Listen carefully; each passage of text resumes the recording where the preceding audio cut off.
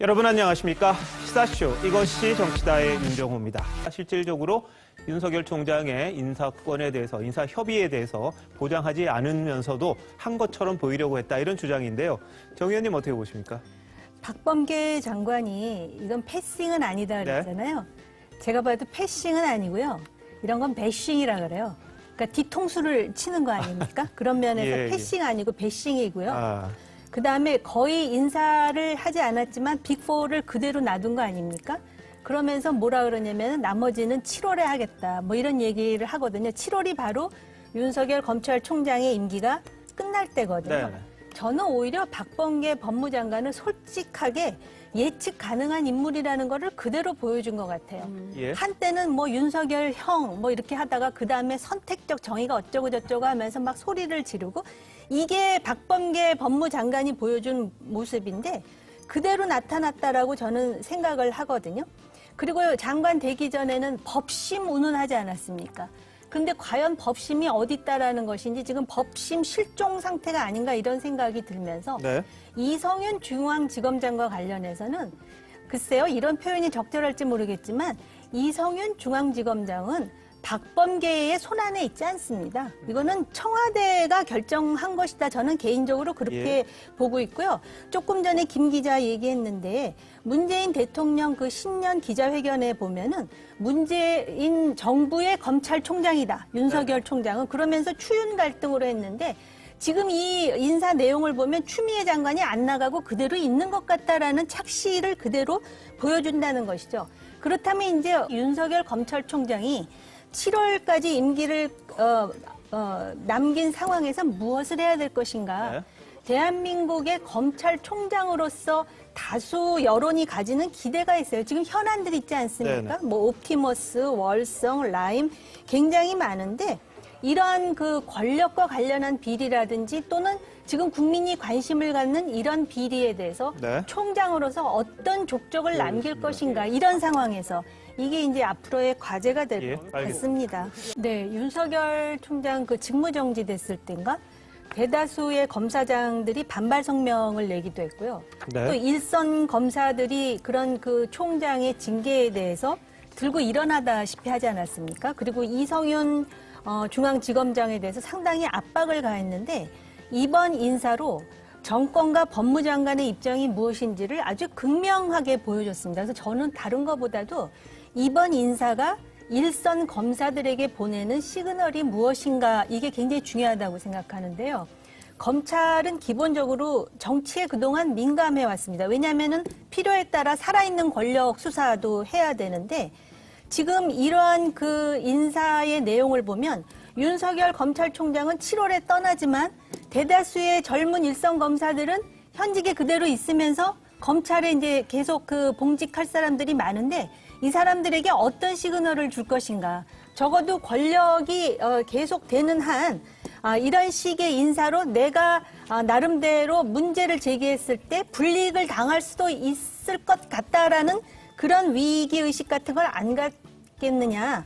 그런 의미에서 특히 이성윤 중앙지검장 같은 경우에는 이렇게 단순히 법무장관의 선이 아니라 뭐 여러 가지로 뭐 그냥 아주 소소한 무슨 뭐 항맥, 인맥 이걸 떠나서라도 굉장히 이 권력이 정말 필사적이었던 것 아니냐. 그리고 이렇게 해도 아직까지는 된다라는 어떤 그 인식이 있는 것 아닌가. 그렇기 때문에 이게 정치에 민감한 검사들에게 주는 시그널, 이거를 굉장히 우리가 심각하게 봐야 되고, 향후에 과연 이 일선 검사들이 살아있는 권력이 연계되었어도 이것이 정의를 구현하기 위해서 수사해야 된다, 진실을 파헤쳐야 된다 그러면은 과연 분연이 일어나서 그 진실을 파헤칠 사람이 그 조직 내에 얼마나 있을까. 이런 함의를 볼 때 요번 인사는 몇 명 안 옮긴 것 같고 뭐 7월에 좀 더 구체적으로 한다고는 하지만 이게 굉장히 심각한 사안임을 확인할 수가 있습니다. 네. 그리고 혜택은 받지 않았다 해명을 했는데 정국임 의원님 어떻게 보세요? 지금 다시 한번 정리를 하자면 본회의가 있었는데 병가 처리하고 가족들하고 스페인 간 거예요. 스페인이 뭐 가깝기나 합니까? 그래서 문제가 되자 병가는 보좌관의 착오였다라고 지금 얘기를 하는 거잖아요. 출장도 아니고 여행을 갔습니다. 우리나라가 민주주의가 아주 성숙한 대한민국이라고 굉장히 자긍심을 갖는데요. 선진 의회에서 이런 일이 일어나잖아요. 청문회를 어떻게 합니까? 이건 할 수 없는 사안이에요. 지금 오히려 내려가야 되는 상황이거든요. 청문회를 통과는커녕 이런 자체가 외국 특히 예를 든다면 미국 같은 경우 이거보다 덜한 사안이라도 안 됩니다. 근데 지금 다들 뭐라 그러냐면은 이건 안 된다고 얘기하지 않고 설명을 잘하라고 얘기하잖아요. 네. 이게 어떻게 설명이 됩니까? 왜 설명을 하라고 그러면 얘기를 하느냐? 그럴 수밖에 없는 게 그럼에도 불구하고 임명할 것이다에 저 돈 겁니다. 그리고 두 번째로 그리고 임명이 되잖아요. 그러면 야당이 지금은 막 문제 제기하고 비판했다가 갑자기 침묵해. 조금 전에 주호영 대표가 박범계 법무장관 만나가지고 상견례를 하지 않습니까? 네. 박범계 법무장관도 인사청문회 통과 안 됐습니다. 그리고 얼마나 야당에서 수많은 문제를 제기했는데 마치도 아무 일도 없었다는 듯이. 그리고 검찰 인사를 이런 식으로 해갖고 사실은 그 지금 국민의힘 쪽 그 지지자들이 상당히 분노하고 있음에도 불구하고 그냥 그 다음에는 그냥 끝나는 이런 야당의 행태 때문에 네. 아마 또 임명하게 될 것이고 이 황희 후보가 설명 잘하면 될 것이다. 이게 얼마나 나쁜 전례를 남길 것인가. 향후에 이제 장관 되는 사람은 굉장히 쉽게 장관 될 것 같습니다. 네, 알겠습니다. 예, 정 의원님. 아주 짧게 말씀드릴게요. 만약에 보수 정당의 후보가 예. 지금 장관 후보로 올라왔는데 똑같은 일이 발생한다? 저는 그럼 사정없이 비판할 겁니다. 네네. 같은 논리로 2016년에 그런 일이 있었을 때 저는 방송을 통해서 조목조목 비판을 했던 기억이 있고요. 이거는 특정 정당의 정치 이념이라든지 정치적 이해하고 아무 관계도 없는 일이에요. 장관으로서의 어떤 그 후보로서의 자격, 자질, 격과 관련된 문제라는 것이고요. 또 일반인이 회사를 다니는데 회사에다 병가를 내고 가족들하고 여행을 갔다 왔다? 그 사람 아마 당장 해고될 것 같거든요. 지금 다른 것도 아닌 문화부 장관, 문화체육관광부 장관을 뽑는 것이고요. 특히 이 황희 후보와 관련해가는 정권 실세라고 다들 알려져 있어요. 부엉이 모임이라고 해가지고 밤새워 달을 지킨다는 의미에서의 부엉이라 그러더라고요.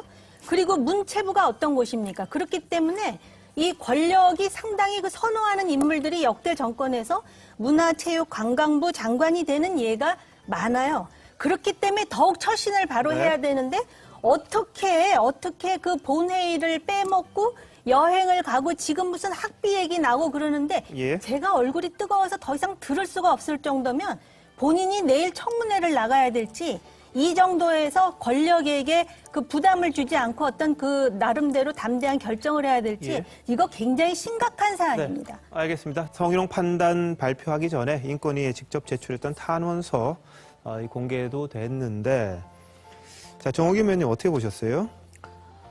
그냥 저는 두 가지 질문을 하고 싶어요. 그러면 왜 박원순 전 시장이 극단적 선택을 했다고 부인은 생각하는지를 물어보지 않을 수가 없고요. 예. 두 번째로는 그 남편이 아무튼 그런 사람이 아니라는 거잖아요. 그럼 그 휴대폰 공개하면 될 것 같아요. 네. 그리고 이 자체가 물론 그 가족으로서 본인의 심정이 어떨지 제가 그 일정 부분 이해는 하겠습니다만은 피해자가 있지 않습니까? 그러면 이 피해자에게 이러한 그 본인이 물론 공개될 것이라고 예상하면서 편지를 쓰진 않았겠지만 이거 2차 가해, 3차 가해에 대한 책임은 또 누가 져야 되는 것인지 그리고 박원순 전 시장이 사인이 아니지 않습니까? 사인이 그런 어떤 그 성추행과 관련한 논란을 불러일으키는 것도 이제는 굉장히 심각한 일인데 공인이었습니다. 그리고 그 부인이 강조했듯이 대한민국 그 여성 인권, 성인지 감수성의 초석을 다진 인물입니다. 네네. 그럼에도 불구하고 그런 논란이 있었다면 한번 가족으로서 성찰을 하고 사실 확인을 좀 하는 게 어떨까. 이미 인권이 법원, 검찰에 의해서 밝혀진 부분이 있지 않습니까? 그런 점에서 안타깝게 생각합니다. 네.